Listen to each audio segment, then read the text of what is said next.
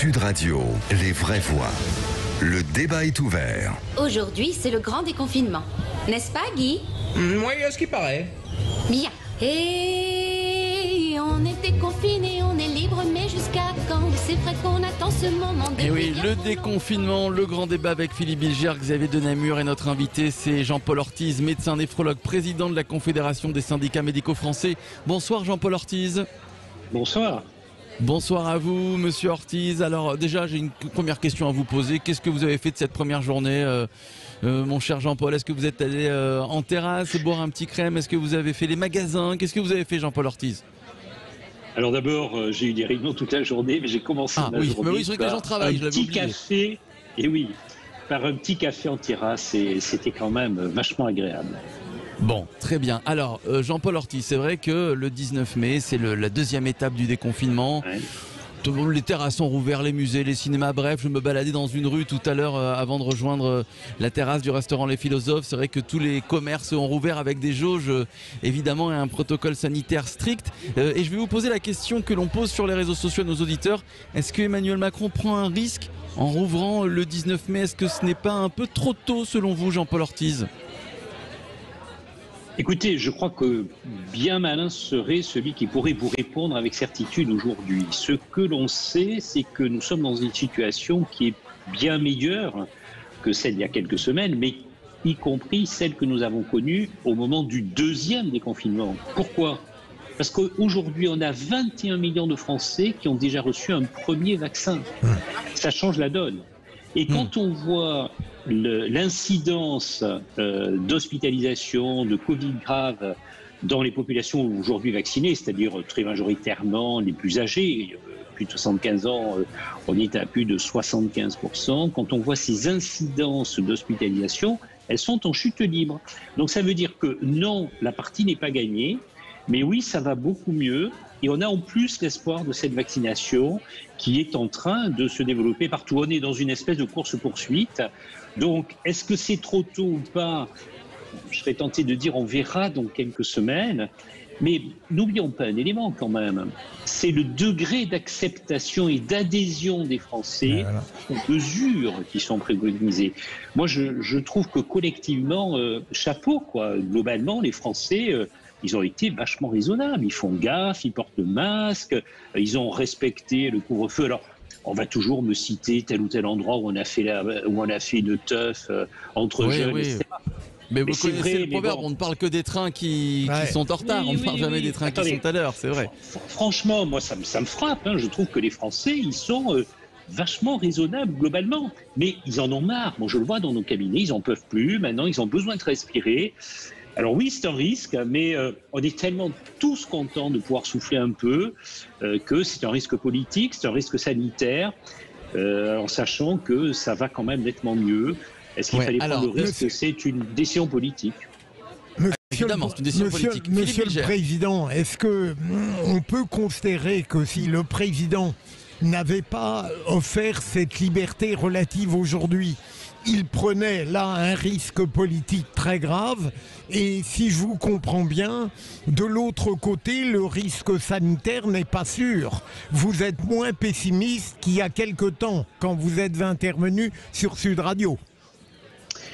Tout à fait, je suis moins pessimiste parce que je vois les chiffres qui vont mieux. On a 4000 patients en réanimation à peu près, on a une incidence à un peu moins de 150 pour 100 000 sur 7 jours. Et puis surtout, on a le fameux R0 là, qui est largement en dessous de 1. Donc, indiscutablement, il y a beaucoup moins de nouveaux cas. Et ça, c'est grâce à la vaccination, il faut le dire, Jean-Paul Ortiz. On peut dire merci à la vaccination. Pas que, il y a la vaccination, il y a les mesures barrières, il y a tout ce qui a été fait jusqu'à présent.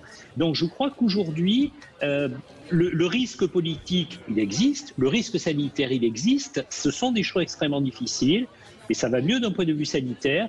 Et puis encore une fois, il faut que les Français continuent à adhérer aux mesures. Donc on commence à ouvrir un peu, il faut y aller doucement, step by step, marche après marche, et ouvrir aujourd'hui les terrasses. On sait, attendez, objectivement, on sait qu'en extérieur, le risque de contamination, il est quand même très mineurs pour peu qu'on fasse un peu attention. Dans les endroits confinés, dans les endroits fermés qui ne sont pas aérés, on sait qu'il y a un risque de contamination. Aujourd'hui, il y a 2 choses qui ont été prouvées scientifiquement. 1, le risque de contamination via les surfaces, il est minime. On s'est beaucoup excité au départ, souvenez-vous, des poignées de porte qu'il fallait désinfecter toutes les 5 minutes. Enfin bref, j'en passe et des meilleurs. On sait qu'aujourd'hui, le risque, il est surtout par l'aérosolisation, c'est-à-dire les micro-gouttelettes que vous ne voyez pas et qui peuvent rester, qui ne retombent pas par terre, qui peuvent rester dans l'air ambiant. D'où l'importance du masque, Jean-Paul Ortiz. D'où l'importance du masque, et lorsqu'on est en endroit confiné, d'où l'importance d'aérer le plus possible, créer des courants d'air. Ça, c'est fondamental. Par contre, en extérieur, le risque de contamination, à moins d'être très proche, sans masque, en vis-à-vis de quelqu'un qui est porteur du virus, là, il y a un risque, effectivement. Tiens, je vais donner la parole à Xavier de Namur dans un instant, mais juste avant, je vais commencer avec vous au 0826 300 300. Vous êtes très nombreux à nous appeler. Livrez-vous en direct d'une terrasse, de la terrasse du restaurant Les Philosophes à Paris. Donc voilà, c'est à côté de l'hôtel de ville. Olivier nous appelle de Beaucaire. Bonsoir Olivier. Bonsoir. Bonsoir mon cher Olivier, comment allez-vous? Moi, il va très bien. Il a fait très beau aujourd'hui à Beaucaire, 24 degrés, c'était parfait. Donc vous étiez en terrasse Olivier, j'imagine? Alors moi j'étais en terrasse, mais sur ma terrasse, et je viens de rentrer chez moi. Et j'ai regardé avant de vous appeler, j'ai regardé les terrasses des bars. Et ça m'a étonné, il n'y a pas grand monde. Il y a pas, sur Beaucaire, tous les bars, il n'y a pas grand monde. Ils ont tous agrandi leurs terrasses, ils ont bouffé les places de parking. La mairie leur a mis des barrières avec des arbres, c'est joli, c'est sympa. Mais j'ai dit, je ne comprends pas, à 6h10, il n'y a personne, il y avait 4 Alors comment vous analysez ça? Tiens, Xavier de Namur, à Beaucaire, vous entendez Olivier, à Beaucaire, malgré des jolies terrasses, il n'y avait pas grand monde. Moi, je sais pas. En tout cas, j'ai vu, moi, depuis ce matin, tu vois, tu peux voir ici, il y a du monde partout. Tout le monde veut venir. Alors, il y a beaucoup de gens qui peuvent pas s'asseoir, donc ils passent. Mais... Alors, je ne m'explique pas. Ne me dites pas que les habitants de Beaucaire, mon cher Olivier, se sont habitués à leur vie de patachon. Non, mais je pense qu'ils ont peur. À la maison. Ils ont peur. Vous pensez que les habitants de Beaucaire ont eu peur? Oui, parce que nous, à Beaucaire, au début du Covid, il n'y avait aucun cas, zéro, il n'y avait rien, tout se passait bien. Et d'un coup, on a eu des travailleurs étrangers qui sont venus travailler dans les champs. Et en 3 semaines, on s'est retrouvé avec 200 cas. Et les gens, ils n'avaient pas réalisé encore, ils ne portaient pas le masque. Moi, je suis allé chercher ma petite fille à l'école hier. Il y a des gens qui rentrent dans l'école sans masque, alors que c'est obligatoire. Les gens, et tout le monde a peur. On les fuit comme des pestiférés quand on les voit. Donc, il y a beaucoup de gens qui veulent pas se mélanger. Est-ce qu'il a bien fait Emmanuel Macron de déconfiner le 19 mai? Moi, non. À mon avis, non. On a vu en Chine ce qui s'est passé. Ils ont déconfiné, ils ont fait la fête et ils ont tout reconfiné parce que ça allait pas. Et dans tous les pays qui ont déconfiné trop vite, ils ont tous reconfiné. Alors si je peux me permettre, c'était avant la vaccination, Xavier de Namur, le scénario que décrit Olivier. Je pense aussi, je pense qu'aujourd'hui, si on vaccine massivement, comme j'avais dit il y a quelques semaines, si on arrivait à 500 000 vaccinations par jour, on devrait se sortir de ce pétrin. On n'a qu'à regarder Israël, l'Angleterre, les États-Unis, partout on vaccine massivement, ça marche. Donc encore une fois, on avait au Royaume-Uni, on était à peu près à 1500-2000 morts. Aux alentours du mois de décembre, janvier, il y a eu quelques jours, il y avait zéro mort du Covid en Angleterre, donc au Royaume-Uni. Ça veut dire que c'est cette vaccination qui va nous sauver. C'est-à-dire qu'il faut pour l'instant conserver les gestes barrières, conserver les masques, faire attention. Et donc là, on est dehors ici, il y a de l'air aujourd'hui, en plus il y a du vent et tout, donc il n'y a pas de risque. Et je trouve que cette manière de prendre un risque peut-être du président, mais si on n'entreprend pas, c'est-à-dire que moi je suis chef d'entreprise, on entendait tout à l'heure les restaurateurs, si tu prends pas de risque, tu n'avances pas, c'est-à-dire que finalement tu meurs, et d'être vivant, c'est aussi prendre des risques, tout en respectant les gestes barrières et en souvenant que tous les gens qui travaillent dans les hôpitaux, qui travaillent pour sauver les gens, pour vacciner les gens, faut être avec eux, faut comprendre et puis les gens qui ont été malades, tout ça c'est un ensemble, mais qu'il faut prendre tous les paramètres, et on ne peut pas, honnêtement, on ne peut pas laisser un pays fermé. Déjà ça fait 6 mois et demi, on ne peut pas à un moment ne pas rouvrir, parce que sinon c'est d'un point de vue économique c'est pire que tout, d'un point de vue je dirais psychologique c'est pire que tout, et puis encore une fois, cette envie de liberté, ce besoin, les gens ont compris qu'il fallait respecter, parce qu'ils ont vu la catastrophe qu'il y a eu juste après le mois de juin quand ça a rouvert. Oui. On a dû reconfiner. Donc cette fois-ci, c'est différent, on a la vaccination, et les gens, même dans les entreprises... Mais il y avait un besoin de liberté, c'est ce que nous disait Jean-Paul Ortiz. Que l'atmosphère a changé à partir du moment où le président a offert une programmation claire. On ne peut pas dire que le déconfinement soit brutal. Il est progressif, on aura le 9 juin. Pour l'instant, on a tellement critiqué le pouvoir durant 2 ans que lorsqu'il fait à peu près quelque chose de bien, pour l'instant, on peut l'admettre. Et sans parler des vaccins, ça semble... Et Jean-Paul Ortiz nous le disait en consultation, c'est ce que lui disaient les patients, les nombreux Français qui avaient besoin de retrouver un petit peu de liberté. Jean-Paul Ortiz, tiens, vous restez un petit peu avec nous pour terminer ce grand débat. On va se retrouver dans quelques instants. Merci à Olivier de Beaucaire au 0826 300% d'avoir témoigné. Merci à vous, mon cher Olivier. Et tout de suite, on retrouve Laurent Lust qui est avec nous. Laurent Lust, bonsoir. Oui, bonsoir. Bonsoir à vous, président humide, la branche café, brasserie, établissement de nuit, puisque les terrasses sont ouvertes. Mais malheureusement, Laurent, les discothèques ont toujours porte close. Est-ce que vous êtes fait une raison? Non, parce que je crois que vous avez une petite date, un horizon, c'est le 1er juillet. Quel sentiment avez-vous aujourd'hui alors que vous voyez tous vos confrères, tous vos collègues avec le sourire en train de rouvrir, Laurent Lutz? En effet, si l'horizon de l'événementiel se dégage avec des concerts tests, etc., celui des discothèques, il reste complètement bouché. C'est pour ça que ce matin, nous avions donc une audience en référé liberté auprès du Conseil d'État et qui doit nous donner une réponse lundi. Parce qu'en effet, sur 1600 discothèques, il y en a quand même 152 qui ont déjà fermé. Et si ça continue, on est quand même très frustrés. Vous comprenez que le chef de l'État soit très très prudent sur la réouverture des discothèques. C'est que dans une discothèque, on danse, on est plus collé que lors d'un repas au restaurant, c'est vrai. Oui, c'est vrai, mais seulement la profession, nous venons de travailler toute l'après-midi sur un protocole sanitaire que nous envoyons donc au gouvernement pour demain matin.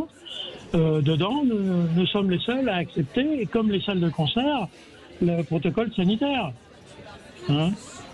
Donc, c'est quoi? Quel est le protocole sanitaire, Laurent Lutz? C'est le code, c'est d'avoir donc soit d'être vacciné, soit d'avoir un test de moins de 72 heures. Ce sont toutes ces choses-là. Ça, nous sommes les seuls à accepter, et nous avons en plus toutes les autres mesures barrières. Avec le port du masque, etc. Mais par contre, nous ne donnons pas par rapport au protocole de l'année dernière, il est hors de question de supprimer la danse sur la piste de danse. Oui, alors c'est vrai que vous avez donné un mur. Tiens, Philippe Bilger allait en discothèque, collé serré avec un pass sanitaire comme quoi on est bien vacciné. Mais je ne comprends pas, et Laurent a raison. La pire des choses, c'est de ne pas comprendre les inégalités.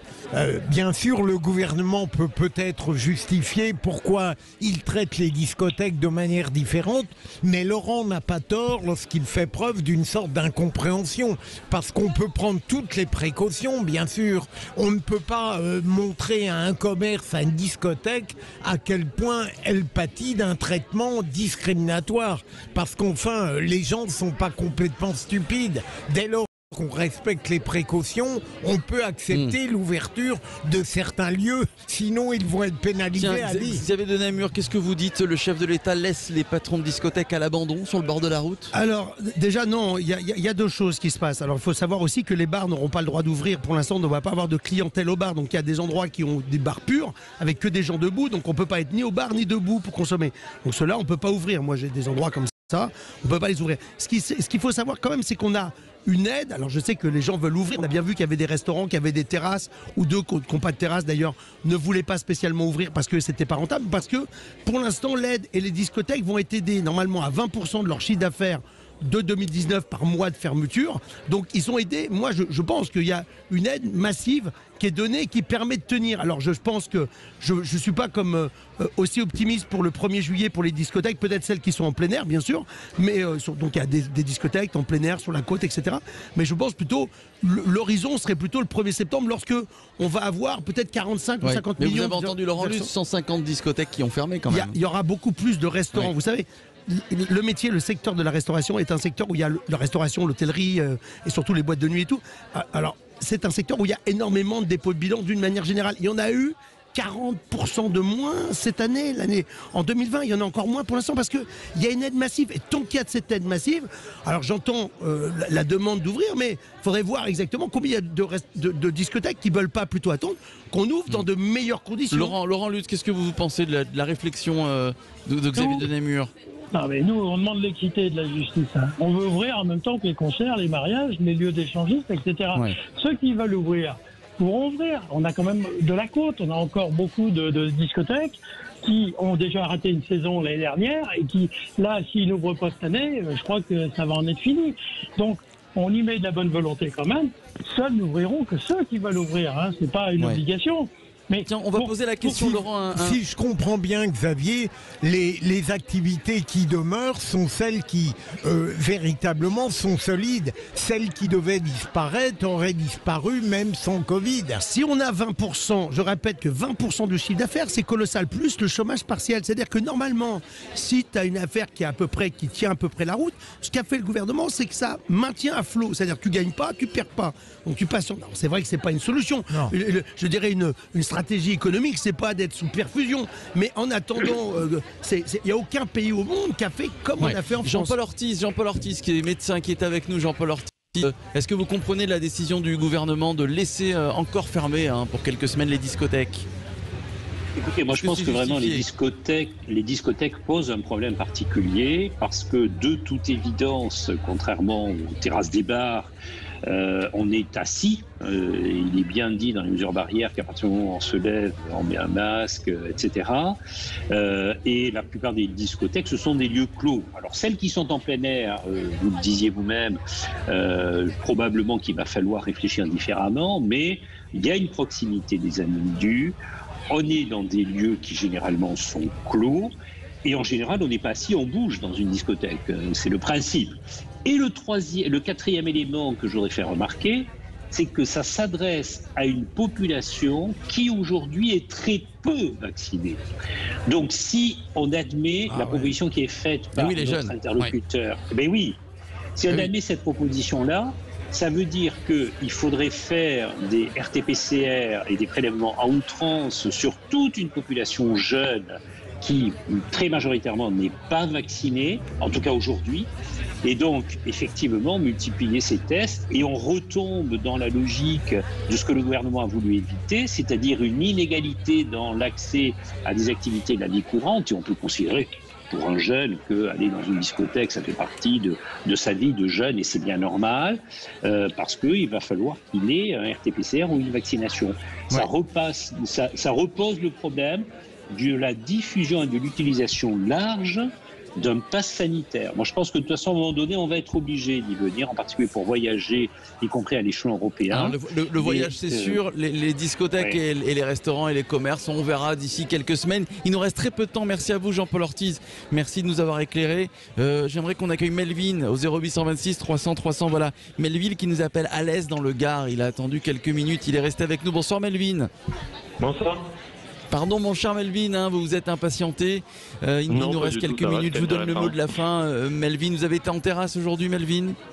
Non, moi ça fait 2 mois que plusieurs mois que j'ai fait un Erasmus au Portugal et du coup les terrasses sont déjà ouvertes depuis plus de 2 mois quoi. Donc, d'accord. Bon, très bien. Qu'est-ce que vous pensez de la situation en France, Melvin? Moi du coup par rapport à ça, je ferai pas autant de preuves de mansuétude que vous parce que là on est un peu dans l'euphorie, mais il y a quand même, je me souviens que j'ai intervenu précisément avant le confinement il y a 3 mois et on partageait un constat et on comprenait pas pourquoi Macron n'avait pas confiné avant en fait. Ouais. Et là, du coup, on est vraiment dans un décalage et moi, je pense que c'est dommage qu'on aurait pu grappiller quelques semaines vis-à-vis des pauvres restaurateurs et des bars. Quoi. Enfin, je trouve ça c'est-à-dire rester confiné encore quelques semaines et rouvrir les restaurants une fois pour toutes. Être confiné plus tôt. Voilà, c'est ce qu'on disait pour faire comme finalement nos voisins européens que nous louons tant et ouvrir comme là je suis au Portugal, on est ouvert depuis 2 mois et tout se passe très bien quoi. Parce qu'ils ont confiné 2 mois avant.